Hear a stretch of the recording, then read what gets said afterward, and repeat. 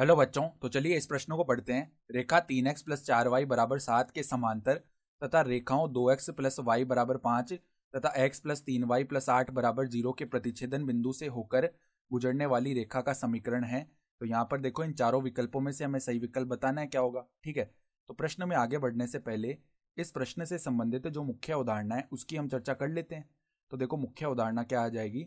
बिंदु x1 coma y1, बिंदु x1 coma y1 से होकर जाने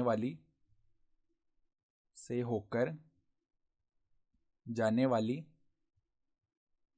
तथा m प्रवणता वाली रेखा का समीकरण तथा m प्रवणता वाली रेखा का समीकरण क्या होता है। रेखा का समीकरण देखो हम इस प्रकार से देते हैं, y माइनस वाई वन बराबर में m गुणा में x माइनस x1। ये होता है रेखा का समीकरण। तो अब ध्यान से देखना, हमें बताया हुआ है कि रेखाओं 2x प्लस वाई बराबर 5 तथा x प्लस 3y प्लस 8 बराबर 0 के प्रतिच्छेदन बिंदु से होकर जा रही है। जिस रेखा का हमें समीकरण याद करना है, तो पहले तो हम इन दोनों के समीकरण से x और y निकाल लेते हैं, मतलब वो प्रतिच्छेदन बिंदु निकाल लेते हैं। तो देखो कौन कौन सी रेखाएं हैं। L1 बोल लेते हैं हम 2x प्लस वाई बराबर में 5। ठीक है, तो यहाँ से y का मान निकालें अगर, तो वो आ जाएगा 5 माइनस 2x। ये y का मान उठाकर हम देखो दूसरे समीकरण में रख देंगे, इसको L2 बोल लेते हैं। x प्लस में 3y प्लस 8 बराबर 0 है, तो यहाँ से देखो y का मान रख देते हैं, तो x प्लस में 3 गुणा में 5 माइनस 2x और बराबर में माइनस का 8 आ जाएगा ना। तो यहाँ से देखो x प्लस में 3 पंजे 15 माइनस 3 दूनी 6 होता है, तो बराबर माइनस का 8 है। यानी कि देखो x माइनस 6x हो गया माइनस का 5x। ठीक है, और यहाँ पर माइनस 8 माइनस में क्या हो जाएगा, 15 हो जाएगा ना। ठीक है, ये पद बना। तो ये देखो किसके बराबर आएगा अब, माइनस 5x बराबर में यहाँ पर बन गया हमारे पास माइनस का 23, यानी x का मान आ जाएगा 23/5। सही है, तो x का मान तो हमारा 23/5 हो चुका है। ठीक है, तो अगर x का मान ये आया है तो y का मान क्या था, 5 माइनस 2x। तो y बराबर 5 माइनस 2 गुणा में x का मान है 23/5।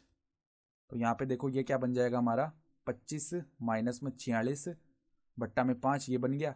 यानी कि y का मान क्या आ जाएगा, देखो हमारे पास अगर हम देखें तो यहाँ पर 25 माइनस 46 करेंगे ना, तो इसका मान किसके बराबर आएगा, माइनस का 21।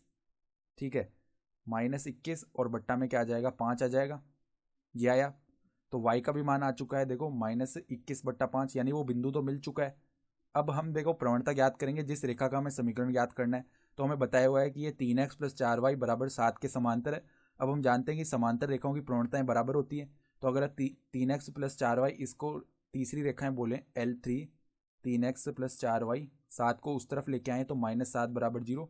तो इसकी अगर हम प्रवणता लिखेंगे ना m, तो वो किसके बराबर आएगी, माइनस में x का गुणांक यानी 3 बट्टा में y का गुणांक यानी कि 4। तो हमें जिस रेखा का समीकरण याद करना है उस रेखा को अगर हम L बोल लें तो L की प्रवणता क्या आ जाएगी, -3/4 ही आ जाएगी, क्योंकि ये L3 के समांतर है ना। यहाँ पर हम लिख सकते हैं कि L जो समांतर है L3 के, L वो रेखा है जिसका हम समीकरण याद करने वाले हैं। ठीक है, तो अब देखो हमारे पास समीकरण लिख लेते हैं L रेखा का। तो किस प्रकार से लिखेंगे, देखो y माइनस में बिंदु क्या है, यहाँ पर y1 का मान है। देखो y, यहाँ से y का मान है ना, तो प्रतिच्छेदन बिंदु तो हो गया 23/5। देखो 23/5 कोमा में -21/5। तो यहाँ से देखो y माइनस वाई वन करेंगे तो y प्लस में 21/5 बराबर में m का मान है -3/4 और यहाँ पर x माइनस में 23/5 ये आ चुका है। तो अब देखो यहाँ पर हम क्या करते हैं, लैसा ले लेते हैं पदों का। तो 5y प्लस में क्या आ जाएगा, 21/5 बराबर में देखो, बराबर में हमारे पास है यहाँ पर भी -3/4 है। अंदर हम लैसा ले लेते हैं, तो देखो क्या बनेगा, 5x माइनस 23, 5x माइनस 23 बट्टा में क्या आ जाएगा, 5। तो 5 से तो 5 हो गया विभाजित।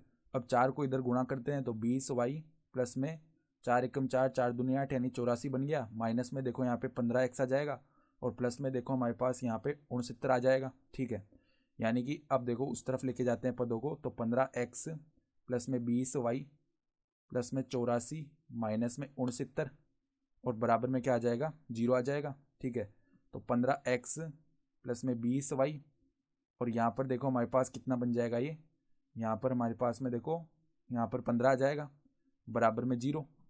तो अगर हम यहाँ से बाहर निकाल दें, देखो 5 को उभयनिष्ठ लिया तो 3x प्लस में 4y प्लस में 3 बराबर में 0 और 5 को 0 के बट्टा में भेजेंगे तो जो 0 ही बन जाएगा। यानी 3x प्लस 4y प्लस में 3 बराबर 0। ये आया समीकरण, ठीक है। यानी अगर हम विकल्प देखें ना तो हमारा विकल्प बी जो है सही विकल्प आ रहा है, ठीक है। तो आशा करता हूँ कि आपको ये प्रश्न समझ में आया होगा। धन्यवाद।